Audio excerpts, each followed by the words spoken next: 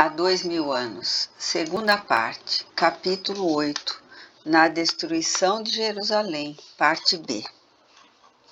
Na manhã seguinte, eram chamados à prova suprema.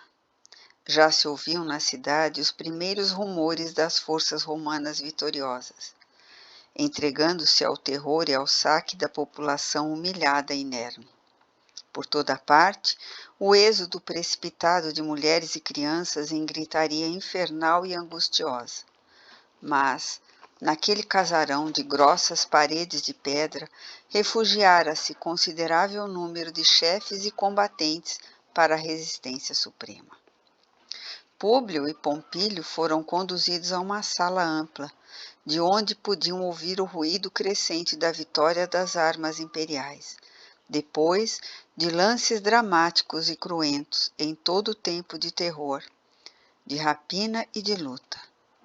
Todavia, ali naquele compartimento espaçoso e fortificado, tinha à frente centenas de guerreiros armados e alguns chefes políticos da resistência israelita que os contemplavam.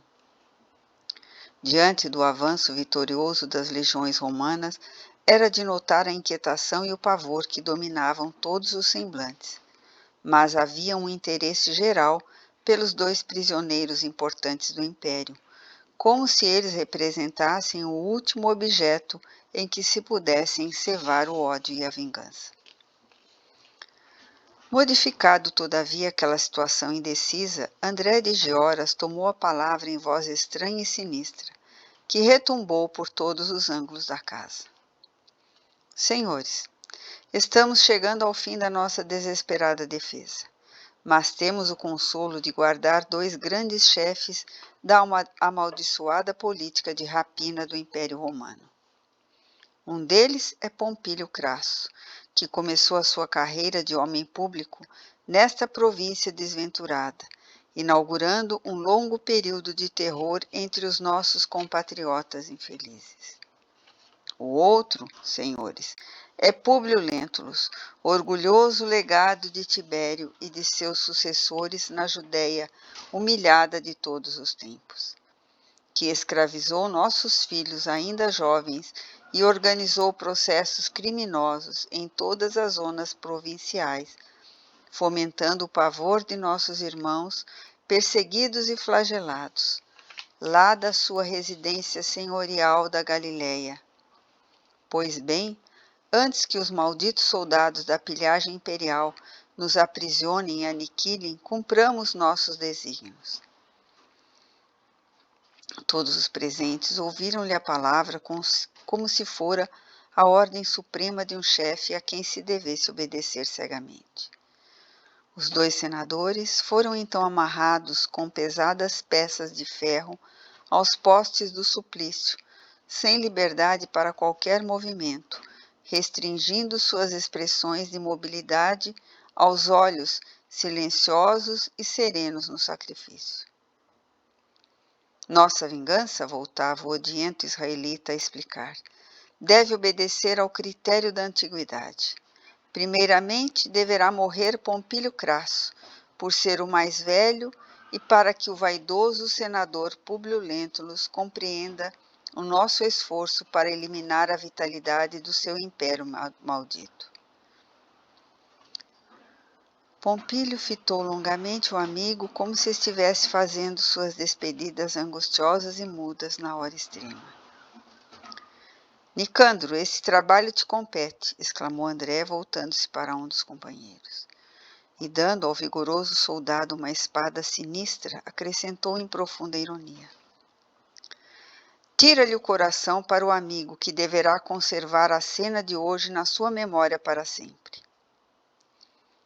Os olhos do condenado brilharam de intensa angústia, enquanto as faces descoravam ao extremo, acusando emoções dolorosas que lhe iam na alma. Entre ele e o companheiro de amargura foi trocado então um olhar inesquecível. Em minutos rápidos, Públio Lentulus assistiu ao desenrolar da operação nefanda. A cabeça branca do supliciado pendeu ao primeiro golpe de espada, e do seu tórax encarquilhado foi arrancado violentamente o coração palpitante e sangrento. Entretanto, o senador sobrevivente ouvia já o rumor dos patrícios vitoriosos que se aproximavam, afigurando-se-lhe que já se lutava corpo a corpo às portas daquela turbulenta assembleia de vindita e do crime. A monstruosa cena estarrecia-lhe o ânimo, sempre otimista e decidido, mas não perdeu a compostura altiva e rígida que ele a si mesmo se impunha naquele angustioso transe. Terminada a execução de Pompílio, feita à pressa, porquanto todos os presentes tinham a consciência da horrorosa situação que os esperava diante dos triunfadores, André de Gioras levantou novamente a voz. Meus amigos, afirmou soturnamente, ao mais velho a penalidade misericordiosa da morte, mas a este patrício infame que nos ouve, concederemos a pena amarga da vida, dentro do sepulcro das suas ilusões desvairadas de vaidade e orgulho. Públio Lentulus, o antigo emissário dos imperadores, deverá viver. Sim, mas sem os olhos que lhe clarearam o caminho do egoísmo supremo sobre os nossos grandes infortúnios. Deixá-lo-emos com vida para que nas trevas da sua noite busque ver com os olhos dos escravos que ele espezinhou no curso da vida. Havia um penoso silêncio interior, embora se ouvisse lá fora o patear dos cavalos e o tinir das armaduras, aliados ao rumor sinistro de vozes praguejantes no ataque e na resistência desesperada do último reduto.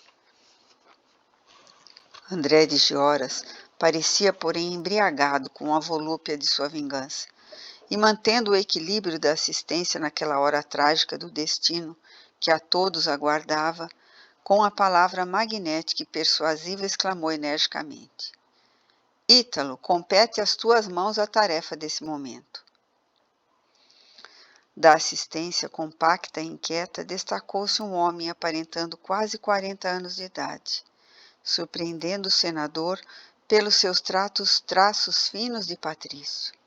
Seus olhares encontraram-se e ele supôs descobrir naquela alma um laço de afinidade estranha e incompreensível.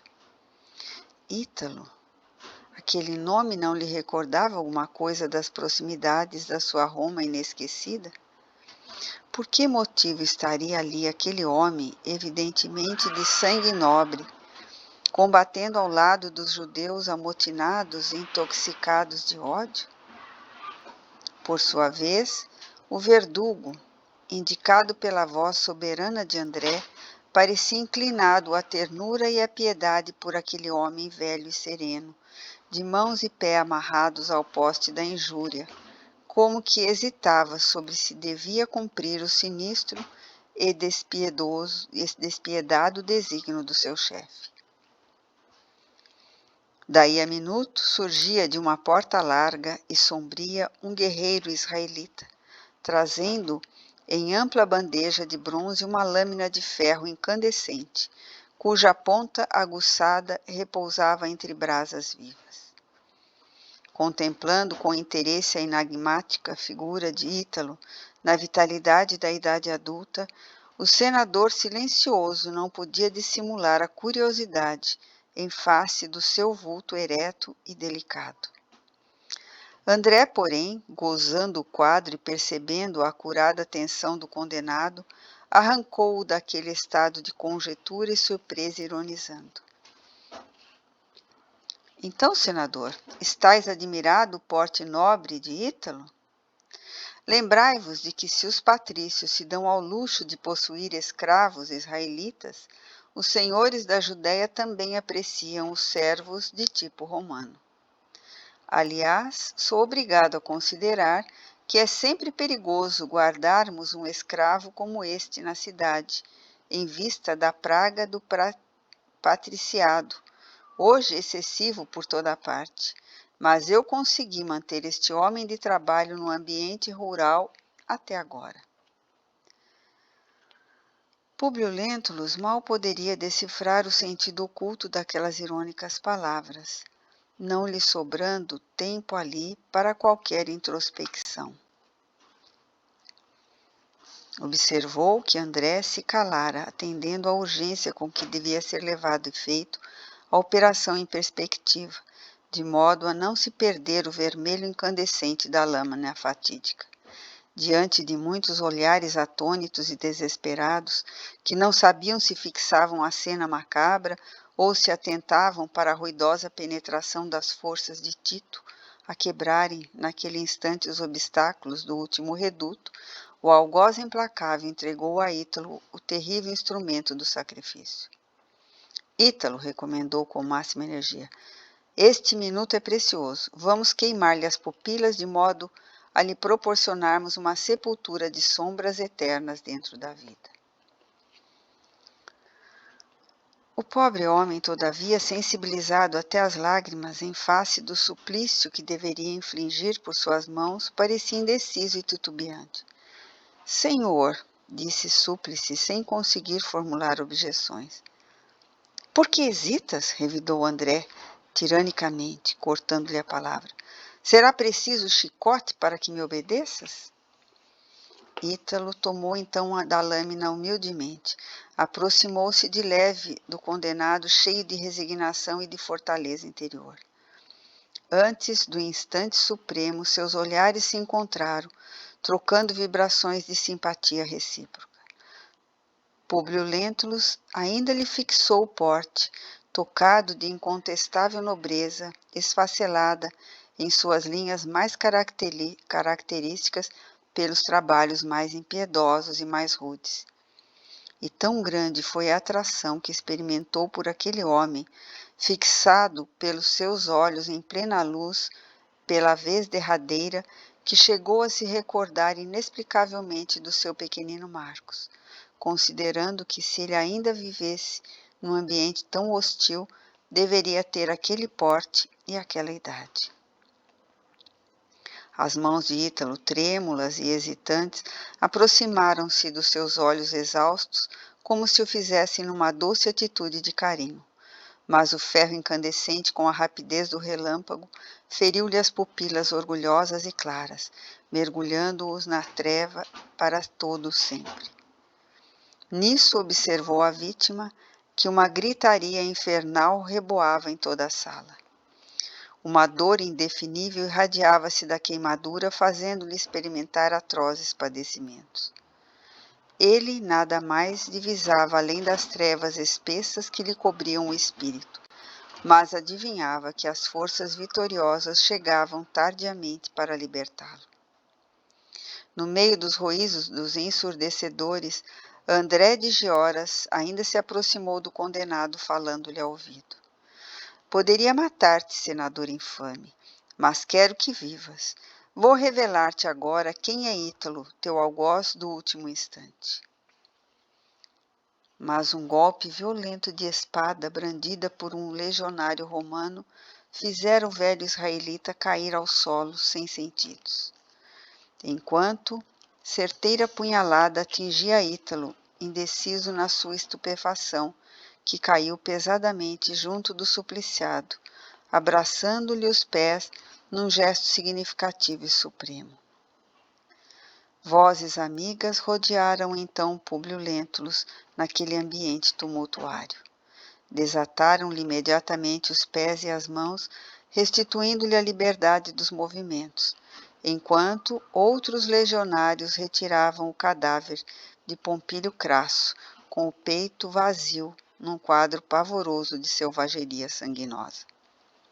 Serenados os primeiros tumultos e guardando as mais penosas dúvidas sobre as palavras retenciosas do inimigo implacável, Públio Lentulus, antes de ser levado pelo braço dos companheiros ao comando das forças em operações, onde receberia os primeiros socorros, recomendou que tratassem com o máximo respeito o cadáver de Ítalo, que jazia ao lado de um montão de despojos sangrentos, no qual foi atendido, obtemperando-lhe, porém, um companheiro. Senador, antes de tudo, não vos esqueçais do vosso estado, que está requerendo de todos nós os mais urgentes cuidados.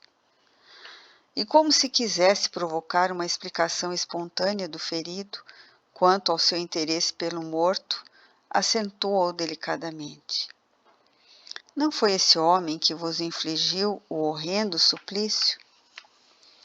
À vista da pergunta inopinada e necessitando justificar sua atitude perante os compatriotas que ouviam, Públio exclamou com voz pungente: Enganai-vos, meu amigo. Esse homem, cujo cadáver agora não vejo, era nosso conterrâneo, prisioneiro de muito tempo pela sanha vingativa de um poderoso senhor de Jerusalém. Observai-lhe os traços nobres e concordareis comigo. E enquanto se retirava, amparado pelos amigos, a fim de receber socorros imediatos e imprescindíveis, supôs haver cumprido um dever em pronunciando aquelas palavras, porque misteriosas vozes lhe falavam ao coração, acerca daquele olhar generoso que pousara em seus olhos pela última vez. Vários dias esteve em Jerusalém entregue ao saque e à desordem, levados a efeito pela soldatesca do império, faminta de prazeres e envenenada no vinho sinistro do triunfo. Todos os chefes da resistência israelita foram presos, a fim de comparecerem a Roma para o último sacrifício, em homenagem às festas comemorativas da vitória. Entre eles, incluía-se André de Gioras, que, restabelecido das escoriações recebidas, representava um dos que deveriam ser exterminados para gáudio de assistência festiva na capital do império. Depois da matança de 11.000 prisioneiros feridos ou inválidos, massacrados pelas legiões vencedoras, depois dos pavorosos espetáculos da destruição e saque do templo magnífico, no qual Israel julgava contemplar sua obra eterna e divina para todas as gerações de sua posteridade prolífica. Voltou a caravana compacta dos vencidos e vencedores, cheia de riquezas ilícitas e troféus maravilhosos, de modo a exibir em Roma todos os ornamentos ilustrativos da vitória, entre vibrações tumultuárias e cânticos de triunfo. Numa galera confortável e tranquila, viajou Públio Lentulus resignado, dentro da noite cerrada da sua cegueira, rodeado de amigos prestimosos que tudo faziam por minorar-lhe os sofrimentos morais. Antes de chegar a Roma, vezes muitas cogitou da melhor maneira de se dirigir diretamente a André, para arrancar-lhe a verdade e serenar as dúvidas íntimas quanto à identidade do escravo de tipo romano, que o ferira para sempre nos preciosos dons da vista. Ele, porém, agora estava cego, e para realizar esse desejo, teria de empregar um largo processo de providências de colaboração estranha. E assim, não havia atinado como a melhor maneira de ouvir o judeu, sem ferir as tradições de dignidade pessoal mantida em todos os tempos pela vida pública. Foi ainda nesse impasse que chegou novamente ao palácio do Aventino, acompanhado de numerosos companheiros de labores políticos, surpreendendo amarguradamente o coração da filha com a notícia trágica e dolorosa de sua cegueira. Ana, qual anjo fraterno, valorosa irmã de todos os infortunados, sincera discípula do cristianismo, esperou carinhosamente o seu senhor junto de Flávia, que exclamava cheia de incoercível desalento: meu pai, mas que desgraça! O velho patrício, todavia, no seu otimismo, confortava-lhe o espírito, obtemperando: Filha, não te deus ao trabalho de conjecturar o fundo dos problemas do destino. Em todos os acontecimentos da vida temos de louvar os soberanos desígnios dos céus e espero que te encorajes de novo, porque somente assim viverei agora junto de ti, em consolação afetuosa e recíproca. Foi o próprio destino que me afastou compulsoriamente das lides do Estado, a fim de viver doravante somente por ti. Abraçaram-se então efusivamente, fundiram-se em beijos no mesmo infortúnio, vibrações de duas almas presas aos mesmos padecimentos. Públio Lentulus, porém, embora o necessário descanso e apesar da cegueira que lhe impossibilitava as iniciativas, não perdeu a esperança de ouvir a palavra do inimigo implacável. Ainda uma vez, e para isso aguardou o dia ansiosamente esperado pelo povo romano das soberanas festas do triunfo. Convém acentuar que o velho senador foi conduzido à cidade imediatamente, em virtude da sua especialíssima situação. Mas o vencedor e as suas ligações infindáveis entrariam em Roma com todos os faustos protocolos dos triunfadores, de conformidade com os numerosos regulamentos da própria antiga república.